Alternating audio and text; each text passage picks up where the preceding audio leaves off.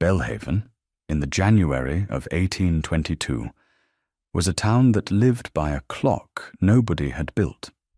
It stood where the Meldon water came down out of the green country and gave itself up to the sea, and everything in it was arranged around the hour the tide made. The rope walk opened when the water turned. So did the custom house. The women of Quay Street knew the state of the flood the way women inland know the weather, without looking in their wrists. It was a poor town that had once been a rich one. 4 warehouses stood on the North Quay, and 3 of them were shut. A new pier had been subscribed for in the year 18 and never begun, and the list still hung in a frame at the anchor with the ink going brown. On the custom house there was a bell for arrivals, and in a good year it had been rung 80 times, and in the year just ended 9. And every Friday the town did one thing more. It watched a woman stand at the end of the old stone jetty for the length of the flood. She came at the turn, and went when the water was full. She never sat, though there was a bollard she might have sat on. She stood at the seaward end with her hands folded, in a grey gown made for a larger woman, and taken in twice. She looked at the bar, where the brown river water met the grey sea water in a line you could see from the shore. Nobody spoke to her about it. In a town like Belhaven, a thing is not a curiosity after 3 months. It becomes weather. The men on the rope walk said, "There she is," the way they said, "There's the rain," and went on walking backwards with the hemp paying out through their hands. Her name was Lucinda Fieldridge. She was 24 years old. She had been coming since the November of the year 20, and by that January she had stood there 61 Fridays. She kept the count in her head.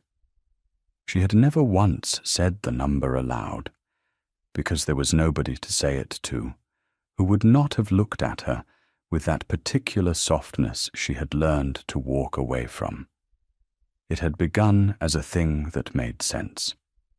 In the November of the year 20, a coasting brig called the Speedwell had gone out over the bar with 11 men aboard and had not been heard of since. One of them was Lucinda's brother Peter, who was 19 and could not swim. More sailors cannot than people ashore believe. For the first month, waiting had been reasonable. Ships were blown off, ships put into Norway with a sprung mast, and were not heard of till spring. In the 3rd month, the company painted a line under the name Speedwell on the board in the counting-house window that said "No tidings," and the widows put on what black they had. By the 6th month, waiting had become a thing people were kind about. By the 61st Friday, it was not waiting at all, and she knew it, and she came anyway. She was in service now, 5 miles up the river at Stone Cross, the seat of the Dukes of Hollowmere. She had a bed under the roof with a window in it, more than most had, and £12 a year. Friday afternoon was hers from 1 o'clock, because the errand into Belhaven was hers, and nobody else wanted it. The errand was the letters, the fish, and the stationer's account, and it took 40 minutes. She walked down in an hour and 10, and back up in an hour and 20. In between, she stood on the jetty until the water was full and the line at the bar was gone. Mrs. Thurlow, the housekeeper at Stonecross, knew where she went. She had a rule about the private business of servants. She had none. She had another about her kitchen. A girl who came back at 6 with cold hands could warm them at the fire without being asked what she had been doing with them. The path or the road was all Mrs. Thurlow ever said on a bad Friday. The path. You'll break your ankle in the dark one of these weeks. I know the path." "Everybody knows the path," Mrs. Thurlow said. "The path does not know you." That was the whole of what was ever said about it at Stone Cross, from the November of the year 20 to the January of the year 22. There were other things about Lucinda Fieldridge that the house knew and did not think about, in the way a house knows the sound of its own stairs. She could sew anything. Not fine work, she had no hand for muslin, but canvas, ticking, sacking, the ripped tilt off a wagon. She sewed with a palm and a fid on the floor with the work across her knees, because that is how it is done in a sail loft. The first time the laundry-maid saw it, she fetched 2 others to watch. She was quick at figures, quicker than the steward's clerk, and knew it, and had learned early not to show it in a room with men in it. And she kept the birds. That was the thing about her that the house found strange enough to mention to visiting servants. Behind the stables, past the old cart-yard, there was a round stone tower with a slate roof and a weather-boarded lantern on top of it, 30 feet high, standing in nettles. It was a dovecote. It had been built in the year 1741 by a duke who liked pigeon in a pie, and boarded up in the year 1804 by a duke who did not. For 16 years it had been a place where the gardeners threw broken frames. In the March of the year 21, Lucinda Fieldridge had asked Mrs. Thurlow who the tower belonged to. "To nobody," Mrs. Thurlow said. "Then may I have the key?" Mrs. Thurlow had looked at her for a moment over the top of the still-room book. It was the only moment in all their years under one roof when either of them came close to saying anything real. "There is no key," she said. "There is a hasp and a stone. If you break your neck on that ladder, you will do it on your own afternoon." There was a key. Lucinda had it in her pocket at that moment, and had had it for 4 years, and it did not fit the tower at Stone Cross at all. It was a flat iron key, 7 inches long, with a wide bow, black with old grease, and it opened a door on the Belhaven ballast key. Her father had worn it on a lanyard under his shirt for 22 years. Thomas Fieldridge had been a sail-maker and master of the sail loft, and he had also been the man who kept the Belhaven Company's birds. That was a trade in those days, and a serious one, though it sounds like a children's game now. News is money in a port. A merchant who knows at 9 that his ship is over the bar can sell his cargo at noon to a man who does not know it until 3. Belhaven was 9 miles from the market town, and the fastest thing in that valley was not a horse. It was a blue checker hen out of the loft on the ballast quay, flying up the river with a paper the size of a thumbnail rolled in a quill and tied to her leg. Her father had bred them and flown them and kept the book of them. Lucinda had learned it standing on a stool.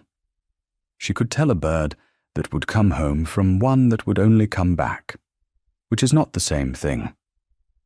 She knew that you do not throw a bird into the wind, and that you water them at noon and not at 4. And she knew the book. That was the thing. Every flight her father ever sent was entered in it, in a hand that was small and upright, and had no imagination in it whatever. The date, the hour by the custom-house clock, the bird by ring and by name, the weather in 4 words, who paid and what for. He kept it because a man who cannot show his account does not get his money, and no Fieldridge was ever in a position to be believed without paper. He died in the March of the year 20, a fall from the loft stair, of nothing more dramatic than a wet boot. The company gave the birds to a man on the North Quay, who lost half of them in a fortnight and gave up. Lucinda kept the book because it was full of his handwriting. She kept the key because it had been warm from his chest when they gave it to her. A year after that, at Stone Cross, she stood in the nettles and looked up at a stone tower full of daylight and thought, "There are 400 nest holes in that thing, and nothing living in it." It took her a year to make it a loft again. She did it on Sunday afternoons and in the last hour of light.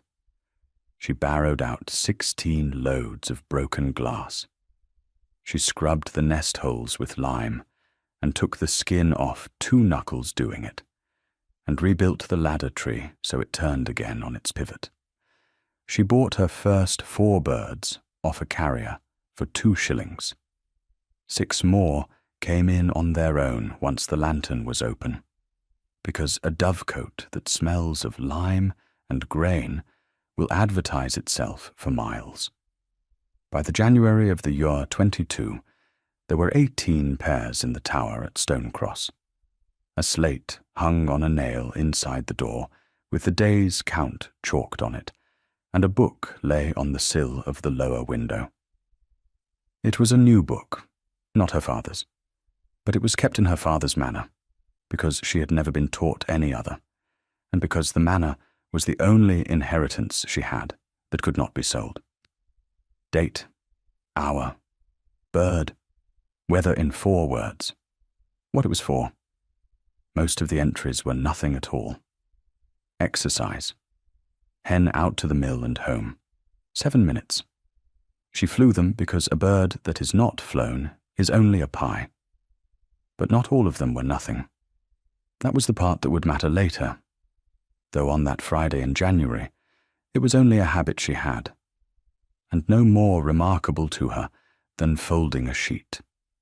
Her father's old book was under her bed at Stone Cross, wrapped in tarred canvas, and the last 12 pages of it were in her own handwriting. She had kept it for him for the last 2 years of his life, because his eyes had gone. She kept it 8 months after he died, because the company went on paying 4p a flight to whoever brought the paper up. Her brother Peter had thought that was funny. He had a way of leaning in the loft door with his arms folded, being 19. 4p, he said. The company makes £400 off a cargo and pays you 4p for telling them it's come. It is £400 because of the 4p. Then charge them a shilling. They would buy a horse. She had laughed. She wished afterwards, and for a very long time, that she had a great many more of those to remember, instead of the one that came at the end of that October. There had been no place for him. The loft had gone to a man from Whitby, with 2 sons of his own. The yard would not take an apprentice at 19, and the 2 of them had £8 between them and the rent owing. Peter had signed on the Speedwell at 30 shillings the month, and had come home and told her in the kitchen with his chin up, ready to be admired. Lucinda had not admired him. She had said the Speedwell was 31 years old. She had said she had heard the men on the rope walk laugh about her pumps. She had said, and this was the sentence she carried up and down the river path for 61 Fridays. Then go, but do not write to me for money when she drowns you. He had gone out the next morning without his breakfast. He came back at noon, because he was 19 and could not hold a temper any better than he could hold money, and put his head round the door and said, "Blue ribbon or red?" She had not understood. "For the hen, the one you're flying Friday. I've a wager with Isaac on the colour." "Blue," she had said, over her shoulder, still angry. "Blue?" he said. Right. That was the last of it. 8 words about a ribbon. The Speedwell warped out over the bar on the 12th of November. Lucinda Fieldridge stood at the end of the old stone jetty and flew a blue checker hen up the river to the counting house, with a paper in a quill that said the ship was away. She was paid 4p for it on the Monday. The ship was never seen again by anybody who came back to say so, and so she came to the jetty, on Fridays at the turn of the tide. Now, on that Friday, in the January of the year 22, the wind was east and thin. A man stood at the shore end of the jetty in a dark coat, and he had been there a quarter of an hour. She had seen him on the 2 Fridays before. She had assumed he was harbour business, because he had come out of the custom house both times with 2 men trotting behind him carrying papers. She was not wrong about that. He was harbour business. He was also the 4th Duke of Hollowmere, whose name was Leo, who had held the title for 15 months, and who had discovered in that time that a duke is chiefly a man who signs things. He was 32.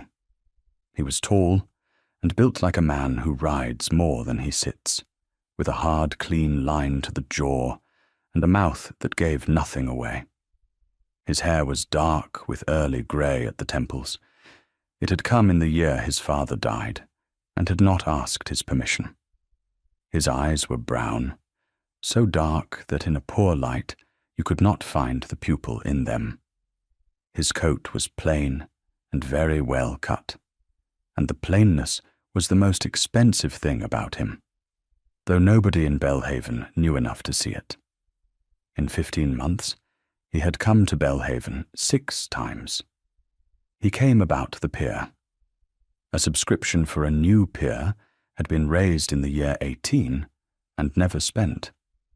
The money sat in a bank doing what money does when nobody is watching it, and what it does is belong more and more to the people nearest it. The commissioners wanted the Duke's name at the head of a new list. The Duke wanted to know where the first list had gone. It was the only business he had found since his father died with any life in it, and he had begun to notice that he came on Fridays. He had watched her 3 times. The first time he had thought, the packet. She is meeting the packet. Then the packet had come alongside, and she had not moved. The 3rd time he counted. She stood 1 hour and 40 minutes without sitting, in a wind that made his own ears ache, and she left at the exact moment the water stopped rising, and she did not look at the ships. Not once. She looked at the bar. On the 4th Friday, he walked out along the jetty. The stones were greasy with weed, and the last 20 feet were laid dry without mortar, and he took them carefully. She heard him coming, and did not turn. He stopped 6 feet short. That is as close as a man may come to a woman on a quay without meaning something by it. "Forgive me," he said. "Your Grace," she said, without turning her head. So she knew him. He had not been sure. He stood a moment. The water was still making, sliding up the green stones, with that sound it makes, like something being poured very slowly into something very large. "You are here every week," he said. "Yes." "Always at the turn," he said. "Yes." He was not a man who chattered, and she was not a woman who filled a silence, and the quiet went on for a long half-minute. Then he said it. "Who are you waiting for?" "Not what are you waiting for. Not is anything the matter." He asked the only question in it, the one nobody had asked her in 14 months, because everybody in Belhaven knew the answer, and had put it away in the drawer where a town keeps things it cannot mend. Lucinda Fieldridge found that her heart was going very hard. "My brother?" she said. "Which ship?" he said. She turned her head then and looked at him for the first time, and he saw that her eyes were hazel and that she was younger than her clothes. "The Speedwell," she said, "of Belhaven. She went out over that bar on the 12th of November in the year 20 with 11 men in her. She has not come back." The Duke did not say he was sorry. Afterwards, she could not decide whether that had been coldness or the other thing, and she went on being unable to decide for some weeks. What he said was, 14 months. 14 months and some days. "And you come every Friday," he said. "Friday is my afternoon." He looked out at the bar. The line was still there, brown against grey, the two waters refusing each other. "Miss Fieldridge, I am at Stonecross." Something went across his face at that.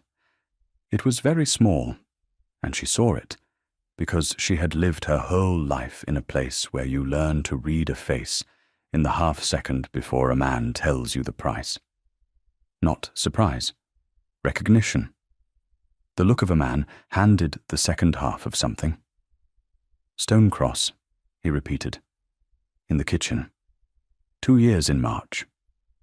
He was silent again, and this silence had a different weight, and she was suddenly and unreasonably angry at herself for having answered, at him for having asked in that plain way, as though it cost nothing. "The water is full," she said. "Good afternoon, Your Grace." She walked back down the jetty past him, and he stood aside with his hat in his hand, as though she were somebody. And that was the second thing about him she could not put anywhere. He stayed out there until the tide had turned and begun to fall. Then he rode the 5 miles to Stonecross in the dark, without a word to the turnpike keeper. The keeper mentioned it to his wife, because it was unlike him. The name Speedwell was in his house. That was what had gone through him on the jetty, like a bell rung in another room. And he spent the ride trying to put his hand on where. He could not. He had seen it the way he had seen 400 other names in 15 months. His eye going over it on its way to the place where he wrote his own. At Stonecross that night, he did a thing the house talked about for a week. At 10:30, he rang and asked for the estate room to be opened and the fire lit. Then for the ledgers of his father's private account, from the year 17 forward. Then for the letter books. Then, at midnight, for more candles. Mrs. Thurlow brought the second lot herself, because the girl who ought to have brought them was crying in the passage, having been sent into the estate room once already, where the Duke had said nothing to her at all. He was on the floor. That was what Mrs. Thurlow found. The 4th Duke of Hollowmere sat on the boards in his shirt-sleeves, before the black japanned boxes, the lids off, and the letter-books open in a fan around him, like a man playing cards against himself. "Your Grace." "Mrs. Thurlow." He did not look up. "Do you know what the Belhaven Company is?" Mrs. Thurlow set the candles down one at a time, because it gave her a moment, and because a housekeeper of 30 years does not answer a question like that at the first asking. "It is the shipping house at Belhaven, Your Grace. The old Duke had money in it." 5/8 of it, he said. "My grandfather bought 3/8 in the year 91. My father 2 more in the year 9, and neither of them ever went to look at it. It is managed for us by a cousin's widow and an agent." He turned a page. "Did you know the family owned ships, Mrs. Thurlow?" "No, Your Grace." "Neither did I," said the Duke. "Until 9 o'clock this evening. I have owned them for 15 months. He found it at 1:20 in the morning. It was in the 3rd letter book, in the copy of a letter written by his father's secretary in the December of the year 20, and it was 4 lines long. It reported the total loss of the brig Speedwell on or about the 12th of November, that she had been fully insured, that the underwriters had been notified, and that no action was required. Under it, in his father's own hand, slanting up the margin, the way his father wrote when he was writing between 2 other things, were 7 words. Do as you think best. Do not trouble me with it. Leo, 4th Duke of Hollowmere, sat on the floor of his estate room and read those 7 words about 9 times. He had written them himself, not those exact words. His own were shorter, agreed, or as advised, or simply his initials, LH, in the corner of a paper that a man had put in front of him, with the important part uppermost. He had written them on rent rolls and timber sales and the pier subscription for 15 months, on things he had not read. He had done it in the honest belief that this was what a duke was, a signature at the end of other men's judgment, and a name kept clean by not touching anything. Somewhere below him, under the roof, a woman was asleep, who had stood in an east wind for 1 hour and 40 minutes because his ship had not come home. He did not go to bed at all. At 6 he sent for his steward. We'll take a very short break. If you don't want to miss new stories, please subscribe to the channel. The counting house of the Belhaven Company stood at the top of Quay Street, with its own steps and its own scraper, and a brass plate, and a window in which a board was kept. The board was the town's newspaper. On it, in white paint, were the names of the company's vessels, and where they were. Ardent, Riga. 2 Sisters. Loading, this port. Providence. Leith expected. It had been kept by the same clerk for 20 years, and in Belhaven it was as near a public clock as the church. At the bottom of it, still, 14 months on, in paint that had gone a little yellow behind the glass, was one line that nobody had washed off. Speedwell, no tidings. Lucinda had walked past that window every Friday for 14 months, and had never once gone up the steps. On the Friday after the Duke spoke to her on the jetty, she went up them. She could not have said why that week, and not another. Afterwards, she thought it was the way he had asked. Not kindly, plainly, as though the whole business were not weather, but a matter of fact, with dates in it, and men who knew them. It was 10 minutes past 2. The office smelled of coal and sealing wax. 3 desks stood in it, 2 of them empty, and a fire, and a rail of brass to lean on. Behind it sat a man of about 50, with an ink guard on his sleeve, and a face arranged over many years to have nothing on it. Mr. Vesey, she said. Miss Fieldridge. He knew her. He had paid her father 4pence a flight for 20 years, and had once given her a barley sugar. Come to the fire, you're wet. I'm here about my brother's wages. Mr. Vesey's pen stopped. She had thought about how to say it all the way down the river path, and had settled on the fewest words possible before her nerve went. Peter Fieldridge, able seaman, signed articles the 28th of October in the year 20 at 30 shillings the month. He had 2 months and some days aboard her before she was lost, counting from the signing. Nothing has ever been paid. Not to him, not to me. I am his only sister, and there is nobody else. Mr. Vesey put the pen down in the tray, carefully, the way a man does a small task to buy himself 4 seconds. "Miss Fieldridge," he said, "there is nothing owing. He worked 2 months. There is nothing owing, and I am sorry for it, and I will tell you why." He turned his chair to face her fully. "Wages are earned out of freight. That is the law, and it is very old. If a ship completes her voyage, and the freight is earned, the men are paid. If she is lost, the freight is lost, and there is nothing for the wages to come out of. Freight is the mother of wages. Those are the words they use. Then nobody aboard her earned anything at all. Not in law. 11 men worked 2 months. In law, he said, they did not. A silence came down in the counting-house. The fire settled. A wagon went by, and the window rattled in its frame, and behind the glass, the yellowing paint said no tidings. "And the ship?" Lucinda said. "The ship?" Mr. Vesey's hand went flat on the ledger. The ship was insured. She had not planned that.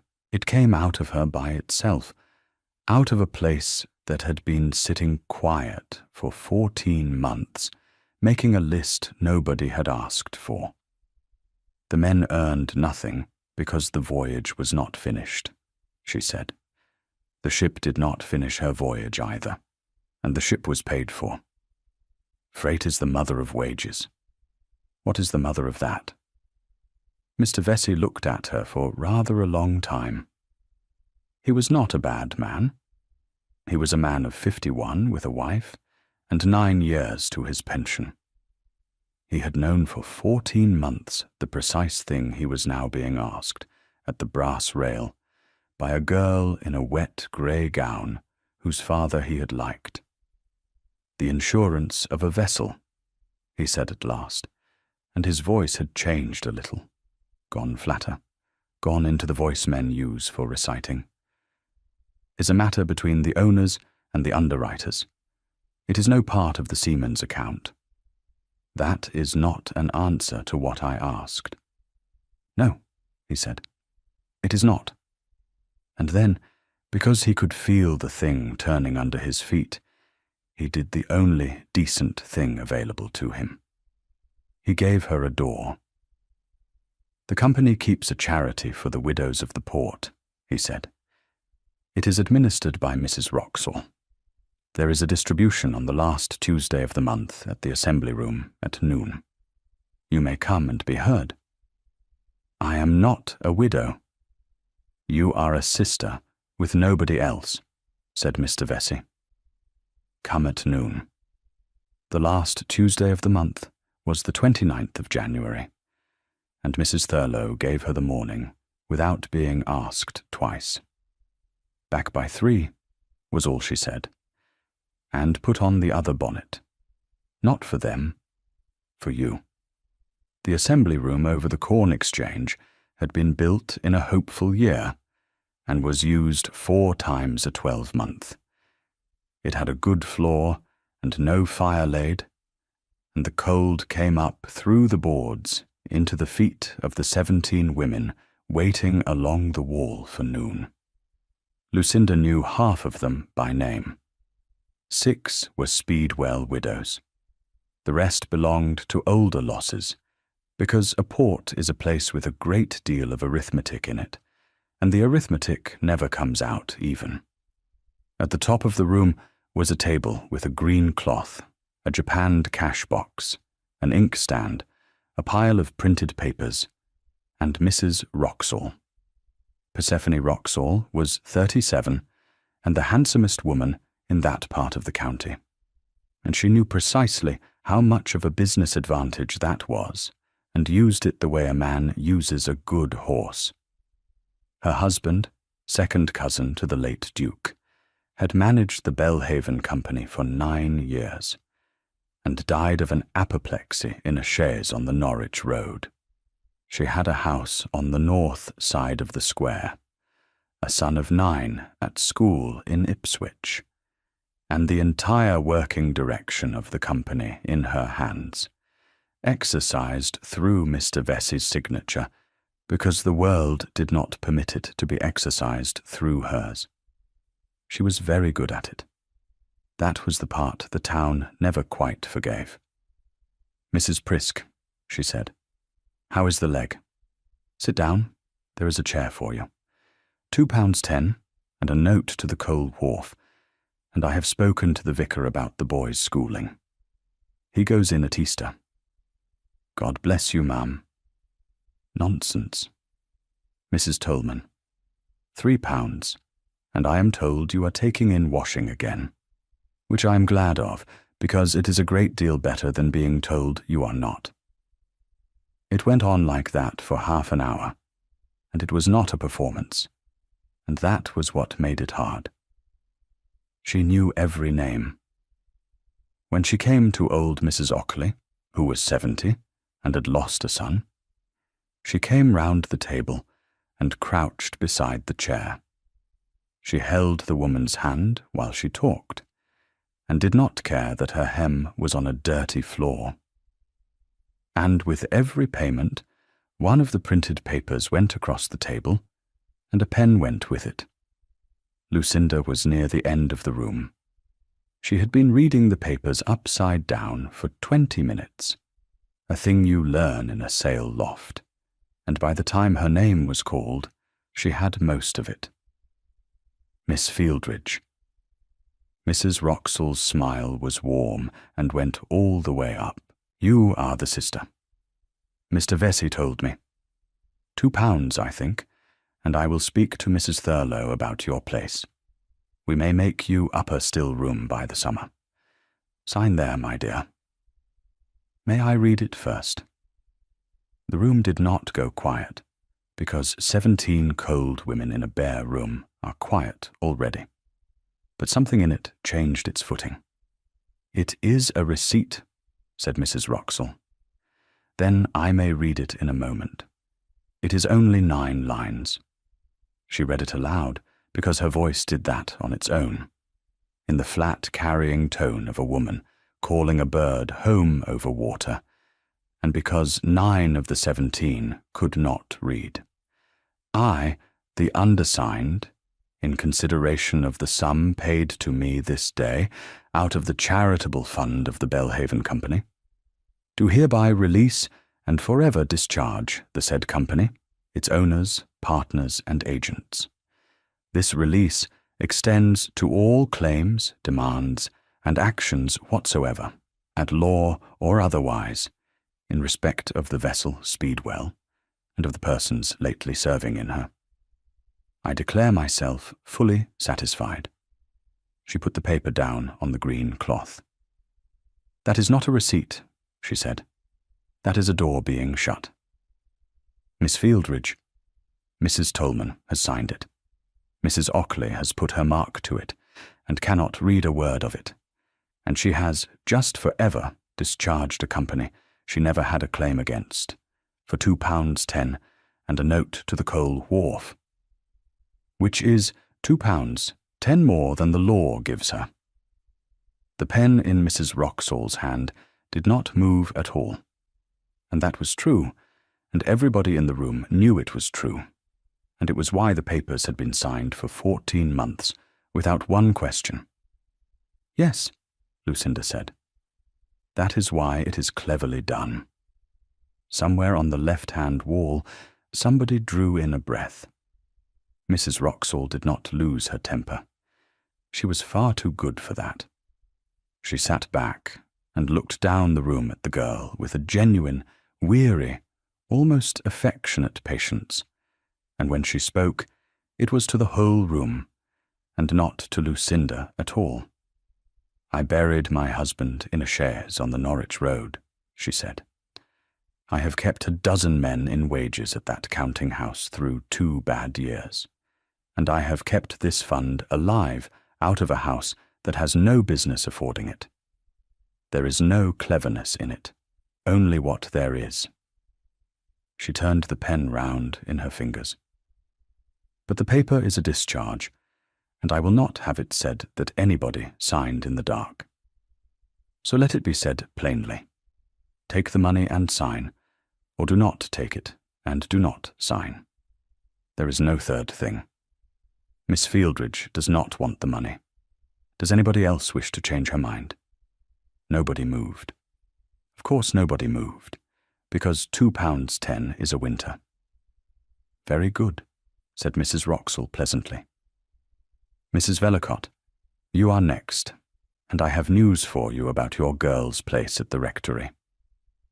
Lucinda walked out of the assembly room with nothing, which she had expected, and with something else, which she had not.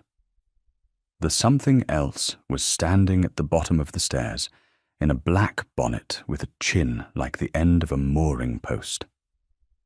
Well, said Beatrix Ollerton, Tom Fieldridge's daughter reads out loud in a room full of gentry. There were no gentry in it. There was one. Mrs. Ollerton took her arm without asking, and turned her up the street towards the Ballast Quay, at the pace of a woman of 61 who has never been late for anything. Come and drink something hot. You are shaking, and it is not the cold, and I have been waiting 14 months for somebody in this town to be sick of it besides me. The sail loft on the Ballast Quay was 90 feet long, and had a floor you could eat off, because a floor that is not clean will mark canvas, and a marked sail is a sail sold at a discount. Beatrix Ollerton had married into it at 20, and had run it alone for 12 years. She had 2 hands working, and had had 6. She mended more than she cut. That is what a loft does when the ships stop coming. She sat Lucinda down on the sewing bench by the stove, and gave her tea in a tin cup, and let her hold it for a while before saying anything. Up at the far end, in the good light, a boy of 17 was roping the edge of a rick cloth on his knees, working at a speed that suggested he had been told to look busy. That is Isaac, said Mrs. Ollerton. My son's boy. He is apprenticed in the yard, and lent to me when they have no work for him, and that is most weeks. Isaac. Say good day to Miss Fieldridge, and then be deaf. Good day, Miss Fieldridge, said Isaac, and went on being deaf badly. Now, Mrs. Ollerton folded her hands. You have upset Mrs. Wroxall in a public room. You have not eaten since God knows. And you have that colour your father used to get before he said something we all had to live with for a year. Say it here. It is cheaper here. Lucinda looked into the tin cup. They were paid for the ship, she said. They were. Nobody has ever told me what she was insured for. Nor will they. 6 women signed a paper this morning that says they have no claim in return for £2.10. That paper was printed. Printing costs money. Somebody had 500 of them struck off 14 months ago, before a single widow had asked for anything at all. She set the cup down. You do not print a discharge for a claim that nobody is going to make. You print it because you know exactly what is coming. Mrs. Ollerton was quiet. Then she got up, went to the wall by the stove, and took down a board about the size of a tea tray. 11 names stood on it in white chalk, gone soft and furred with 2 winters of stove smoke. E. Sarah, master. M. Tolman, mate. J. Ockley. T. Prisk. S. Velicott. A. Hume. G. Marchant. N. Rowe. S. Dan. M. Trewin. P. Fieldridge. I chalked that the week she was posted, she said. There is no other list of them anywhere. No stone, no board at the church, and the company's book calls them the crew, 11, which is how you write men when you would rather not write men. She hung it back on its nail. I chalk over it twice a year when it fades. I could not tell you why. Because somebody must be able to say them. Yes, said Beatrix Ollerton. Somebody must be able to say them. She sat down again and looked at the girl with the directness of a woman who has buried a husband and a son and has run out of the strength required to be tactful. Now I shall be unkind for a minute, and you will let me, because I liked your father. Very well. You are not waiting for Peter. Lucinda's chin came up. You know that ship is on the bottom. You have known it since the march. You have stood on that jetty for 60-odd Fridays, doing a sum that never comes out. Mrs. Ollerton leaned forward. You're not waiting for your brother, my dear. You're waiting to be let off. Let off what? You know what. And there it was, out in the middle of the clean floor, with the boy roping canvas at the far end and pretending to be deaf. I told him the ship would drown him, Lucinda said. I know. He told half the key you did. He went about repeating it. My sister says the old girl will drown me, because he was 19, and it made him sound like a man with a dangerous life. Mrs. Ollerton's voice did not soften at all, and that was the kindest thing she could have done. You did not put him aboard her. Mr. Vesey's articles put him aboard her, because there was no place for him in this loft. And there is no place because there is no work, and no work because there are no ships. You are standing on a jetty, apologizing to the tide for the state of the world. He came back at noon, Lucinda said, to ask about a ribbon. I know that, too. Blue or red. He had a wager with your Isaac about which hen I would fly on the Friday. At the far end of the loft, the needle stopped and started again. I said blue, Lucinda said. Over my shoulder. I did not turn round. I have thought about it 800 times, and I cannot get myself to turn round. Beatrix Ollerton put one hard hand over both of hers, briefly, and took it away before it could become a scene. Then here's a thing to do instead of standing on the jetty, she said. Find out what happened to that ship. Afterwards, she said she had not expected anything to come of it. This is Beatrix Ollerton's own account, given to her sister at Lowestoft in a letter that spring, and worth having because she was the only person who saw all three from outside. I told her to go and find out, Mrs. Ollerton wrote. I said it the way you tell a woman to take a walk. I have said it before to other women in this town. They cry, and they thank you, and they do not go, because where would they go, and who would answer them? She went. She went up those steps in the same week, and the week after. She wrote to the register office at the custom house, like a gentleman's clerk. And she is a housemaid, Susan, in a made-over gown, with one afternoon a week. And I will tell you the other thing.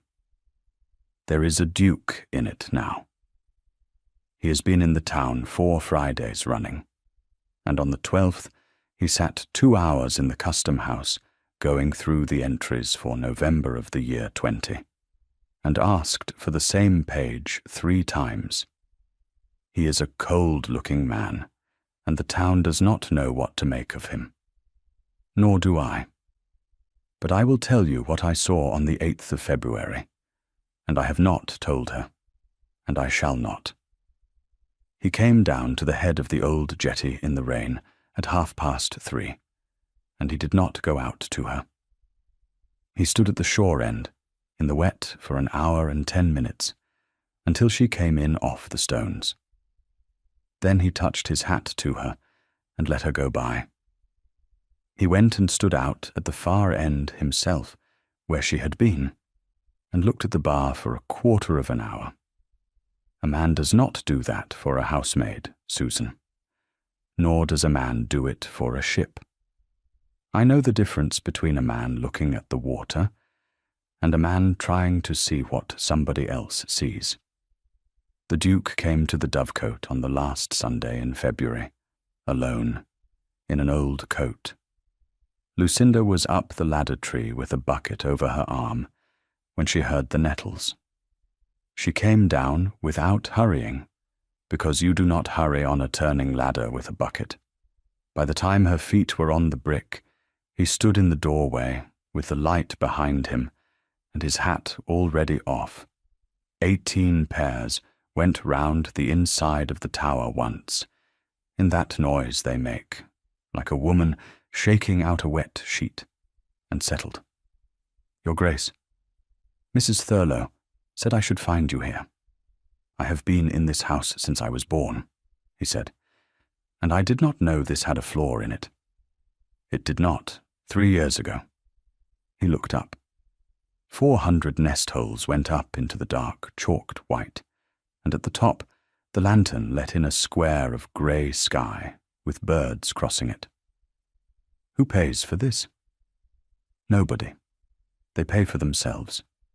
12 dozen young birds a year to the kitchen, and the manure to the head gardener, who used to buy it in from Ipswich. She wiped her hands. Mrs. Thurlow has it in her book. I did not want anybody able to say I had a hobby. Something happened at the corner of his mouth. Not quite a smile, but the almost. You were the sailmaker's daughter, he said. At Belhaven, Fieldridge, who kept the company's birds. You have been asking. For 3 weeks. I am not good at it, because everybody I ask is either paid by me or afraid of me, and neither of those men tells the truth. He turned his hat once in his hands. So I have come to ask you, and you are also paid by me, and I know it, and I do not know what to do about that except say it out loud. Lucinda stood by the ladder tree with the bucket.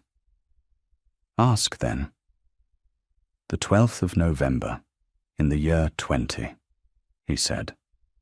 How do you know it was the 12th? Because I wrote it down. A hen came off a nest hole above them and dropped past his shoulder and out into the light. Wait here, she said. She was gone 6 minutes. She came back with a thing wrapped in tarred canvas and did not hand it to him. She set it on the sill of the lower window and unwrapped it there, and stood between him and it for a moment longer than was polite. This was my father's, she said. It is not a private book. It is an account, every flight he ever sent, from the year 98. She turned it round on the sill. You may read it, but you will read it here, and give it back before you go out of that door. And if you say you would rather take it away, I shall say no, and then we shall both know where we are.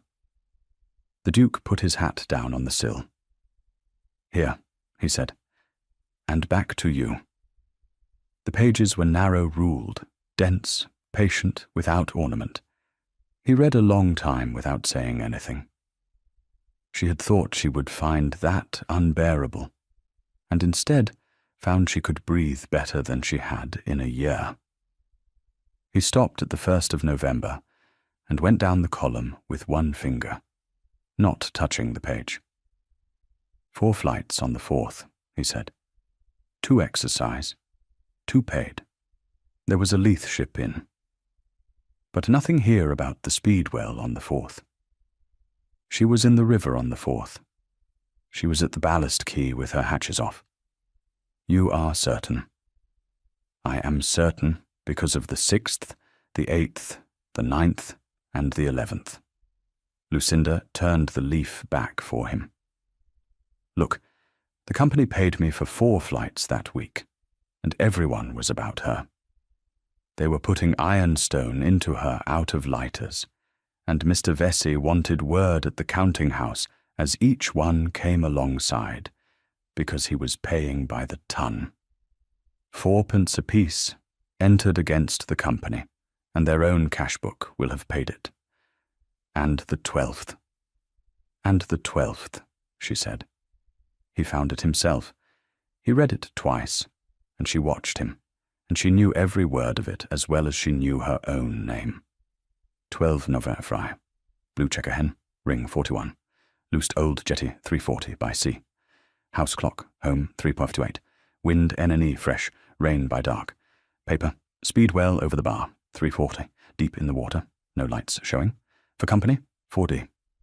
Deep in the water, the Duke said. She was down to her chains. My father would have written more than that. I was 22 and in a temper, and I wrote what I saw. Why did you write it at all? He was dead. Who was to check you? Lucinda looked at him with something that was very nearly contempt, and it was the first honest thing that had passed between them. Because that is how the book is kept, she said. You do not keep an account for the man who checks it.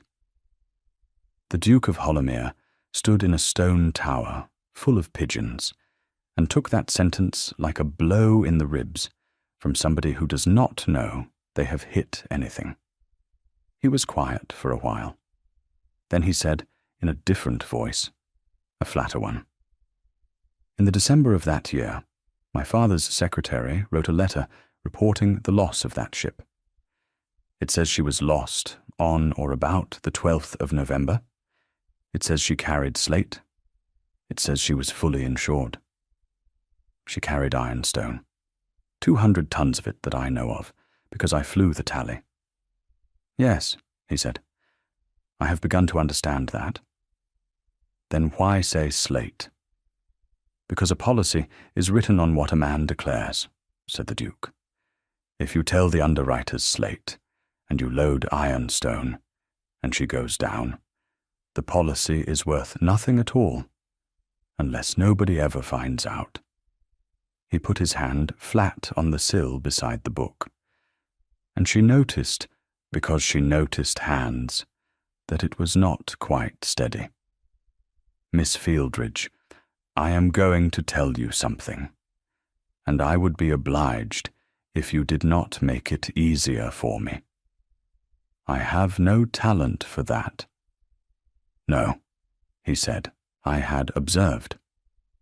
He looked up into the tower, at the 400 white holes going up into the dark.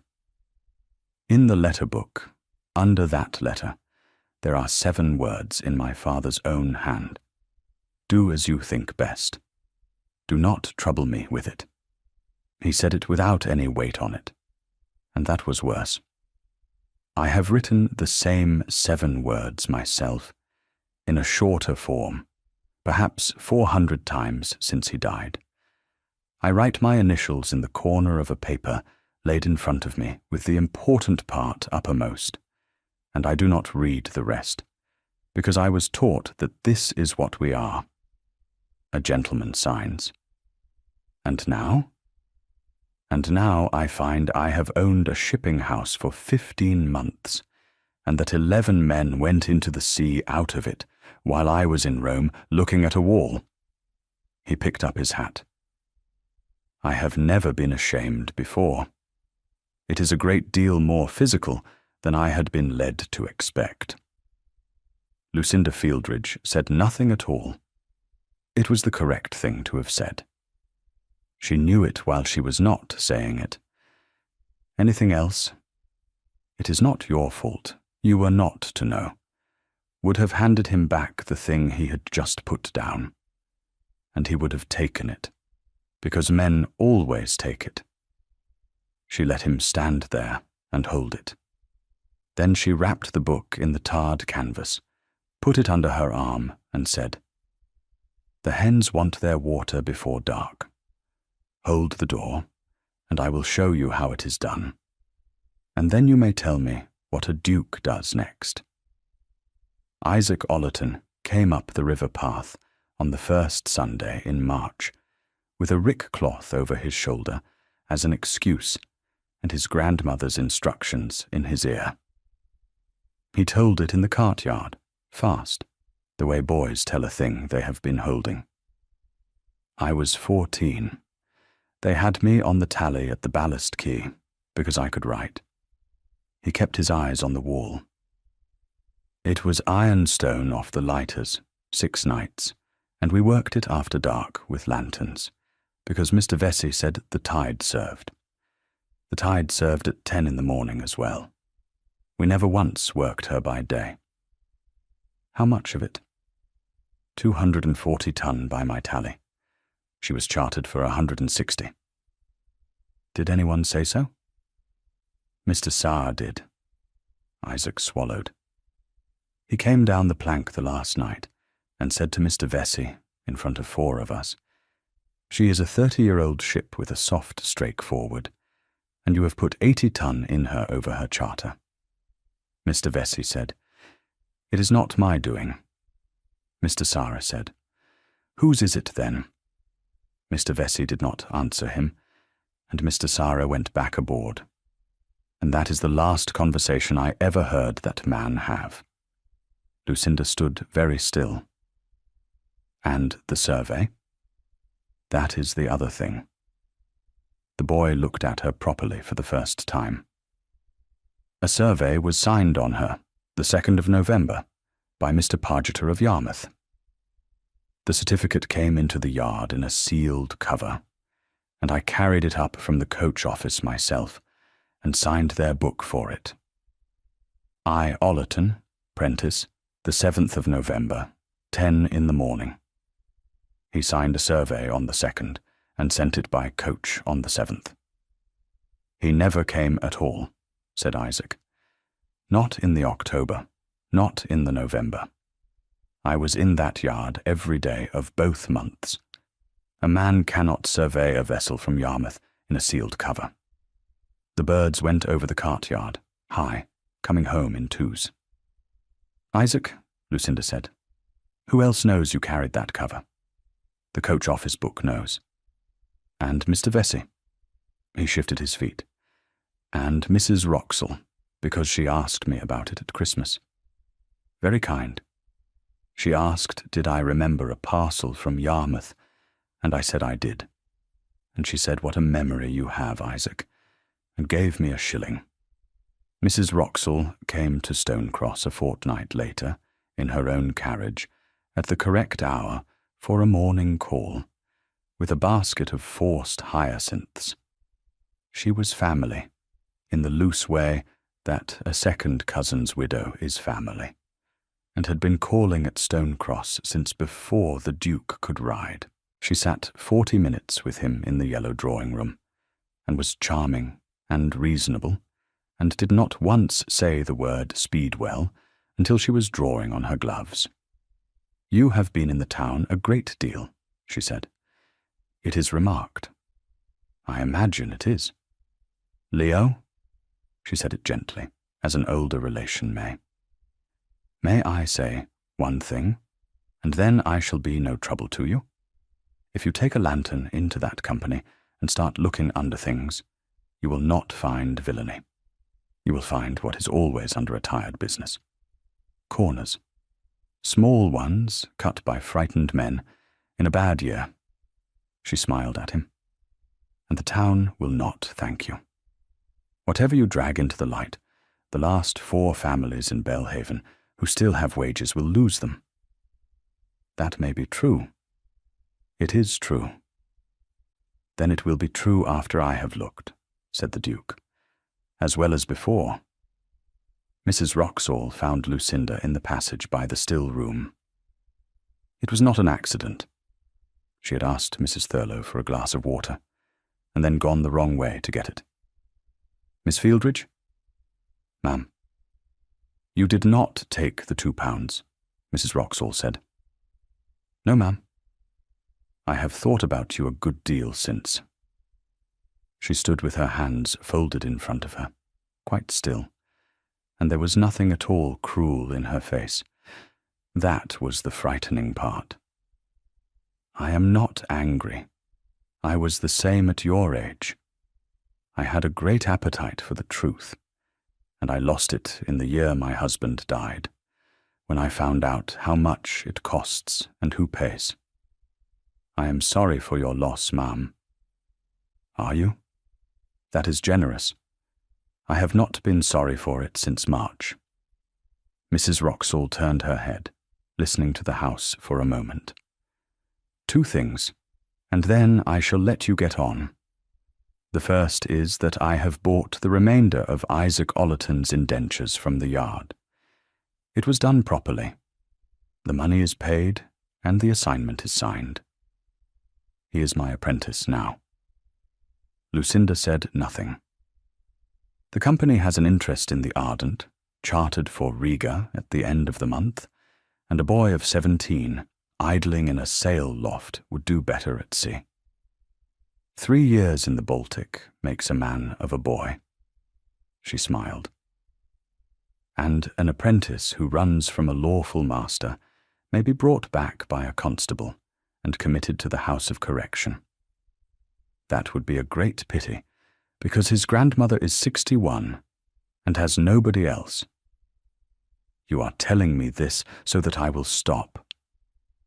I am telling you this, said Mrs. Wroxall, because you are the only person in this business who has not already been hurt by it.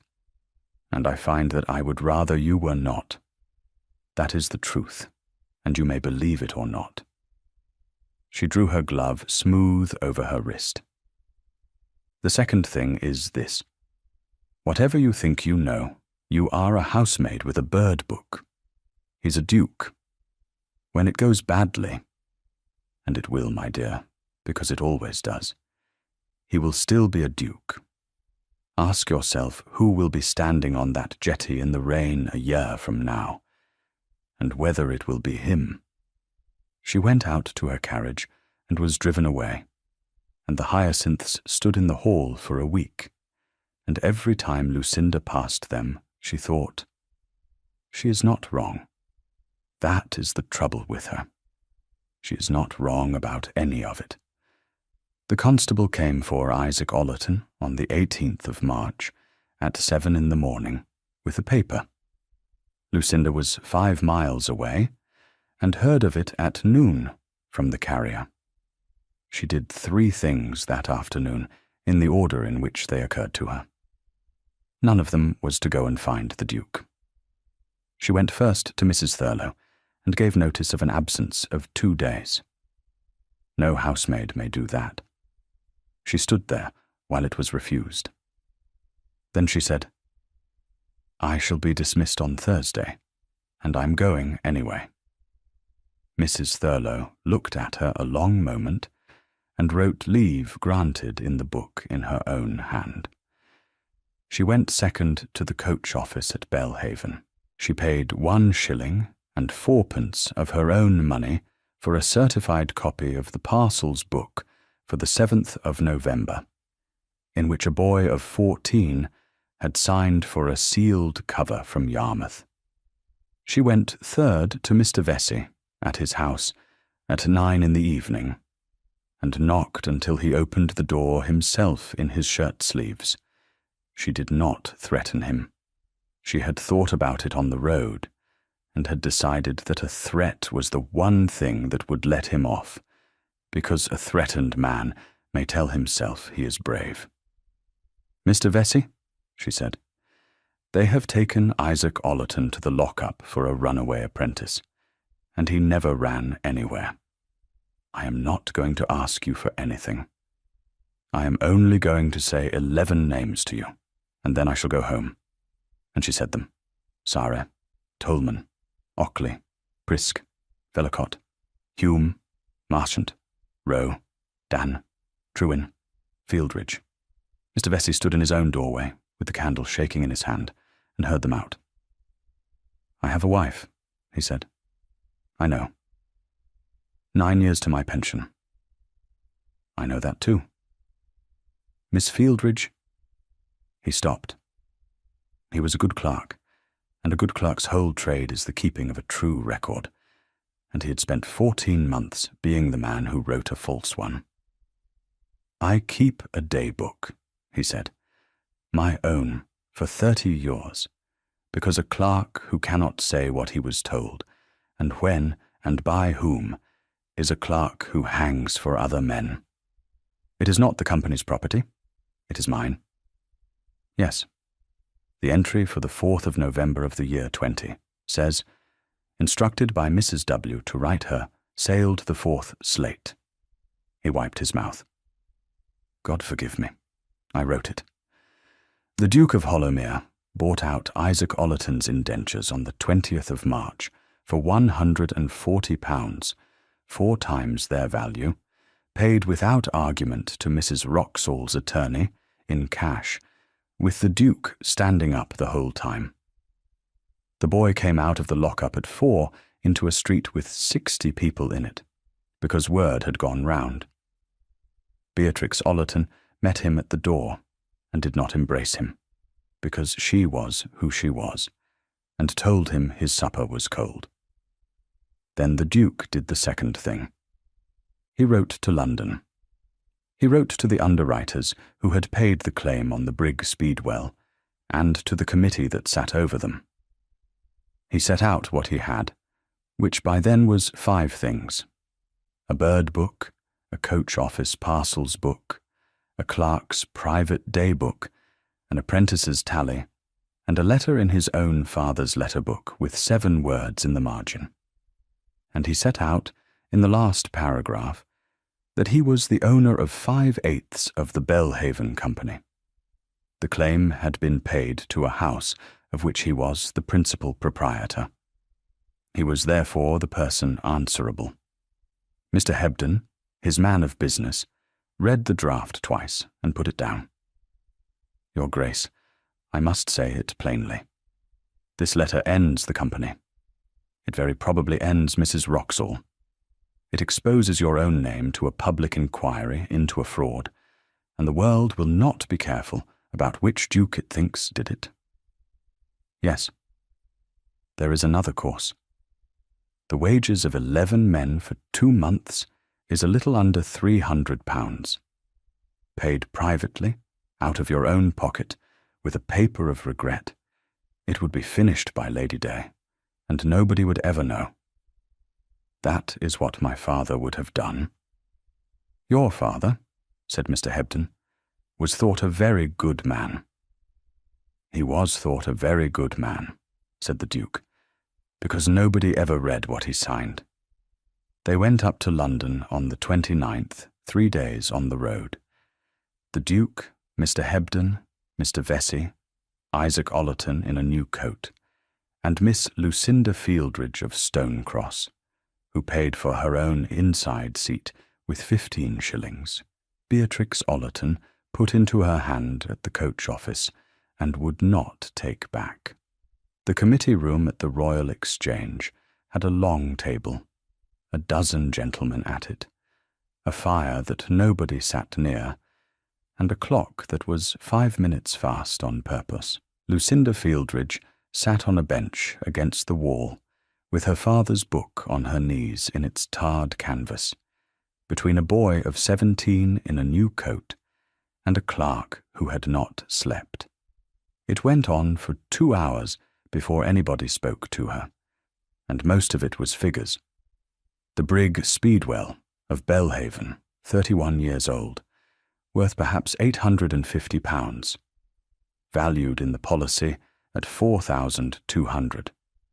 Surveyed and passed on the 2nd of November by Mr. Pargeter of Yarmouth.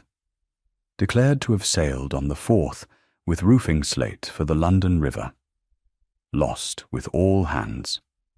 Claim paid in full in the March following.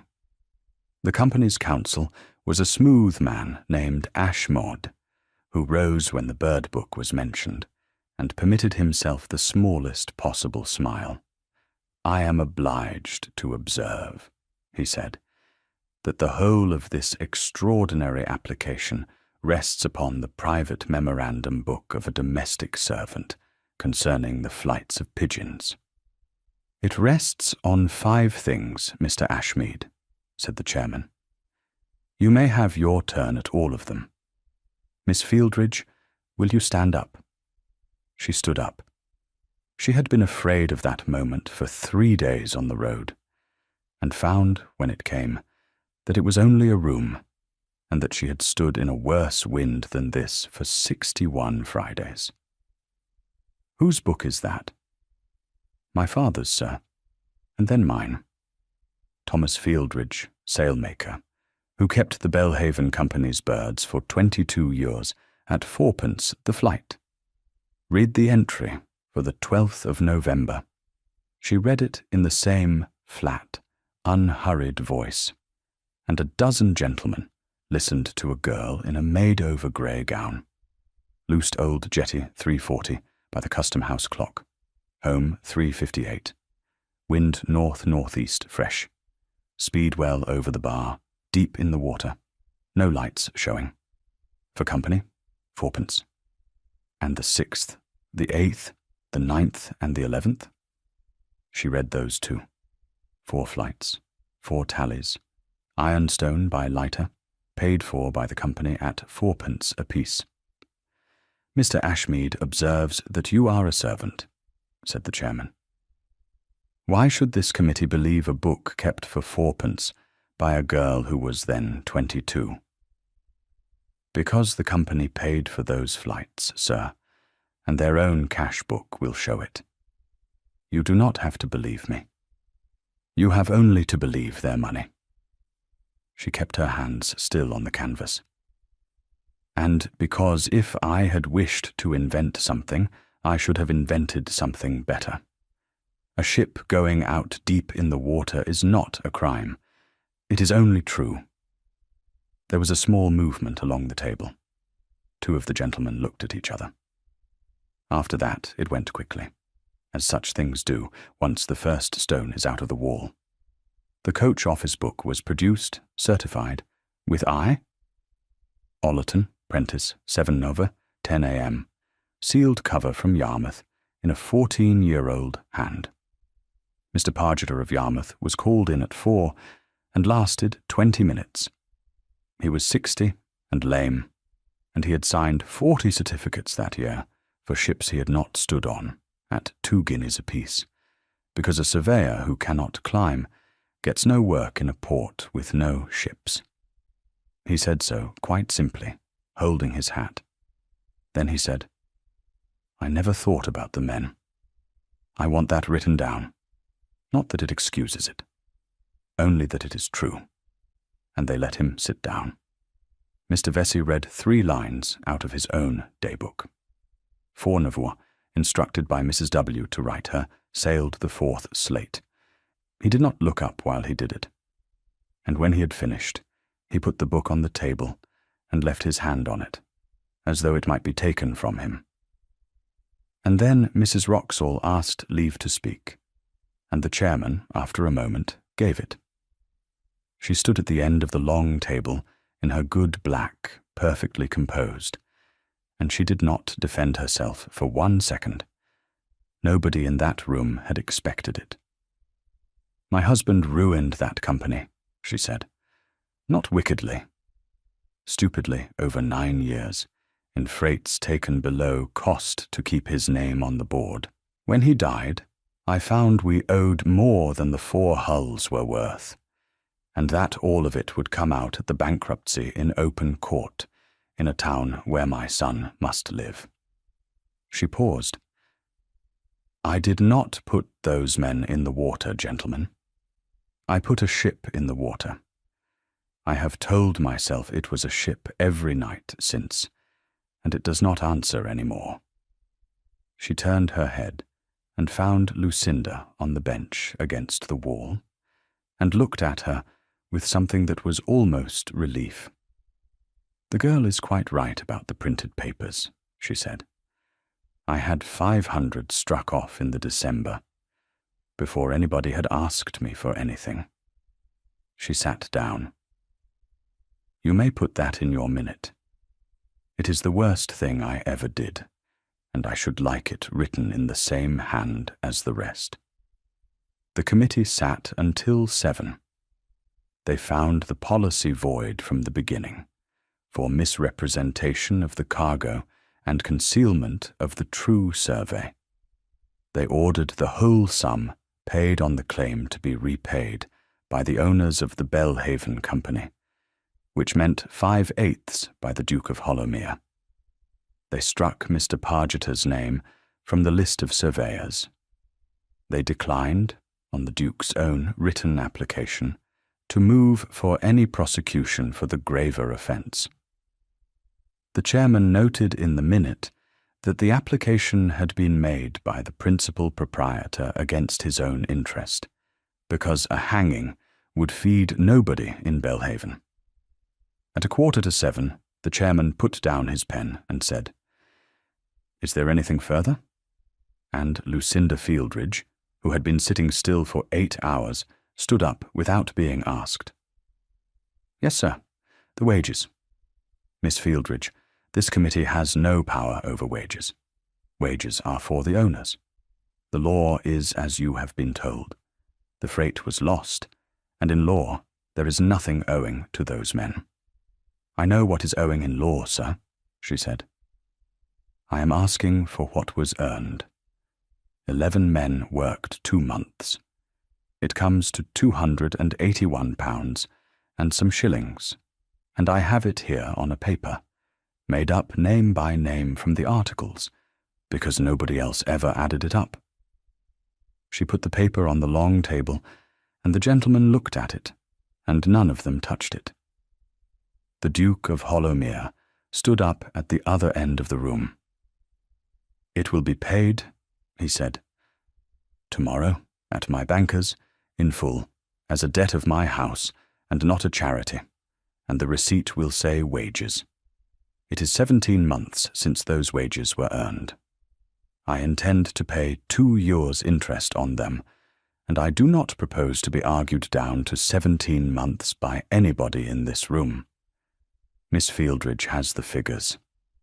I would be obliged if she would tell me whether I have missed anybody. The wages were paid in the sail loft, on the ballast quay, on the 12th of April, because Lucinda would not have it done at the counting-house. Mrs. Ollerton had the long table scrubbed and the stove lit. Mr. Hebden sat at one end with the bank paper and the articles. Beside every entry, a receipt was made out in a clear hand. At the head of each was one word, and the word was not gift. Mrs. Ockley, who was 70 and could not read, had hers read to her twice, and then asked for it a 3rd time. "It says wages, my dear." "It says the word?" "It says wages," Lucinda said. £22 14 and 6pence, being 2 months' pay earned by Job Ockley, able seaman, of the brig Speedwell. The old woman put her mark on it, and then sat with the paper flat on her knees, smoothing it with the side of her thumb for a long time. The Belhaven Company was wound up in the June. The Ardent and the 2 Sisters were sold at Yarmouth, and the counting-house on Key Street became a chandler's. Mr. Vesey, who had expected to be ruined, was taken on to keep the Harbour Commissioner's books at £90 a year, on the Duke's word, which cost the Duke nothing, and cost Mr. Vesey a great deal, because he had to walk past his old brass plate every morning of his life. Mrs. Wroxall sold the house on the north side of the square, and went to her sister at Bath in the July. She paid what she could, and it was not much. She was not prosecuted, and she was not forgiven, which is a harder sentence in a small town. She wrote one letter before she went, to Lucinda, of 6 lines, and it said, among other things, "You were right about the papers, and I shall not defend myself. Take care that being right does not become the whole of what you are. It was the whole of what I was for 9 years, and it kept nobody warm." Lucinda kept the letter. She thought it was the truest thing anybody in the business had said to her, and it had come from the wrong person, which is how it usually is. They washed the board in the counting-house window in the April, when the office was cleared. It was Isaac who took the bucket to it. He stood on a chair and washed off Ardent, 2 Sisters, Providence. Then he came to the last line, got down, and went and found her. "I can't," he said. "You do it." Lucinda stood in Key Street with a wet cloth in her hand and looked at Speedwell. No tidings, and the yellowing paint, and 14 months of Fridays. "No," she said, and gave the cloth back. "Leave it. It is the only place in this town their ship is written down. It stays until there is somewhere better." Somewhere better came by the September, and the getting of it was the last thing she asked anybody for. She would not take money for herself. That had to be said out loud, twice, in the yellow drawing-room at Stonecross, before the Duke stopped offering it. "Not a place, not a cottage, not £12 a year made into 30, she said. "You may do exactly one thing with money on my account, and then we are quits. Name it. A stone, at the head of the new pier, where the whole town goes past, with the 11 names cut in it, the ship, the date. No scripture, no gratitude, nothing about the Belhaven Company." She was not quite steady. "There is no other list of them anywhere except a piece of board in a loft that a woman of 61 keeps chalking over. Put them where the weather can be at them, and they will still be there in 100 years. The Duke of Hollowmere looked at the fire for a moment. "That is a small thing to ask," he said. "It is not small.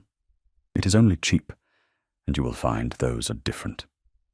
He came out along the jetty on the last Friday in May, at the turn of the tide, and she heard him on the stones, and did not turn round. He stopped 6 feet short, as he had the first time. "Who are you waiting for?" he said. "Nobody." She said it to the water. "That is the difficulty. I have nobody to wait for, and I came anyway, and I have stood here 40 minutes, wondering what I am. I can tell you what you are. You are the reason 11 men are going to have their names cut in stone. That is what I did. It is not what I am." The tide came up the green stones, unhurried, exactly as it had every Friday of her life. "Miss Fieldridge," said the Duke of Hollowmere, "I am going to ask you to marry me, and I am going to do it badly. I have thought about it for 2 months, and every good way I found had a lie in it." Lucinda turned round. "I am not asking because you deserve it," he said. "Nobody is given a life because they deserve one. If that were the rule, Job Ockley would be 60 and mending nets. I am not asking because I am sorry, though I am, and shall be for the rest of my life. I am asking because I have sat in rooms with the cleverest people in England, and never once wanted to know what any of them thought. I want to know what you think, for about 40 years, beginning with the things I get wrong." He stopped. "There is a great deal against it. You would be looked at. I have been looked at for 61 Fridays. "Yes," he said. "Not kindly." "No?" She stood with her hands folded in front of her, and her heart going hard. And what she felt was not surprise. She had known for some weeks. What she had not known was whether she could say yes without it being the same as being rescued. And she discovered, standing there, that the answer was in her own hands and never had been in his. "I want one more Friday," she said, "by myself. Then I will come and give you my answer at the house, and I will come on my own feet, and you will not send the carriage." "I will not send the carriage." "You were going to." "I was," he admitted. "I had ordered it for 2 o'clock. She came out on the first Friday in June with a piece of blue ribbon in her pocket. The tide made at 3:10. She stood at the end of the old stone jetty in the sun, in the same grey gown. She said out loud to the bar, in an ordinary voice, the thing she had carried up and down the river path for 80 Fridays. I said the ship would drown you. I have been standing here 2 years to take it back, and I cannot take it back because it was true." Her voice went, and she waited, and it came again. "You came home at noon to ask me about a ribbon. I did not turn round. I am turning round now, Peter. Blue. It was always going to be blue." She tied the ribbon to the iron ring at the end of the jetty. She did not make a knot that would hold forever. She was a sailmaker's daughter, and knew the difference between a thing that is finished and a thing that is only tight. Then she walked the 5 miles up the river path against the fall of the land, and she was at Stonecross by 6, and she did not go to the kitchen door. He was in the estate room with the letter books open in front of him, because that was where he was to be found in those months, reading 15 months of his own signature. He stood up when she came in. "Leo," she said. It was the first time.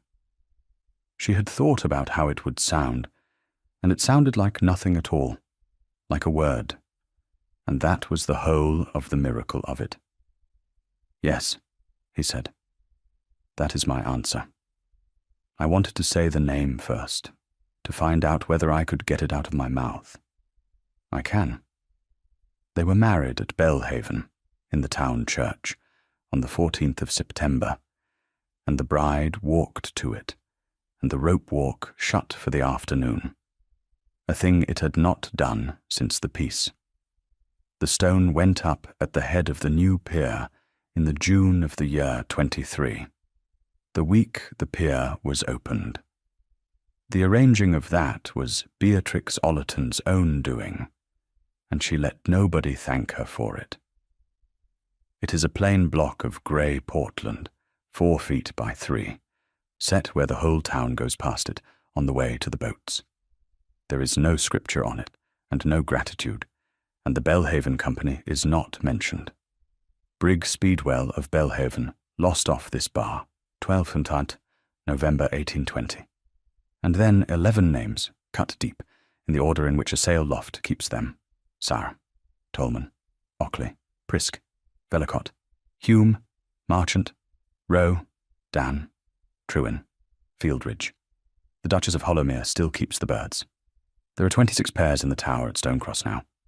A slate hangs inside the door with the day's count chalked on it, and a book on the sill is kept in a small upright hand, with no imagination in it whatever. Date, hour, bird, weather in 4 words. What it was for. On Thursdays, the keeper's girl comes up from the lower cottages to be taught. Her name is Nan. She is 8, and she has been told 9 times that you do not throw a bird into the wind. She will get it, because her hands are good. The Duke comes down the field at the end of the afternoon most days, with his coat over his arm, and holds the door, and is not much use, and knows it. And on Fridays, at Belhaven, the tide still makes. It comes up the green stones of the old jetty in its own time, the way it did before there was a town there, and the way it will after. The brown water and the grey water still refuse each other in a line you can see from the shore. An iron ring at the seaward end carries a piece of blue ribbon, gone white with 2 summers of salt. Nobody in that town has untied it, and nobody has mentioned it. There is no woman standing there now. She is 5 miles up the river with a bucket over her arm, calling birds home over water, in a house where every paper she signs she reads first. And on the pier, in the weather, where the whole town goes past, 11 men have their names. Thank you for listening to the story all the way to the end. Please tell us which city you're watching from, and what the story made you feel. Don't forget to subscribe so you won't miss new stories.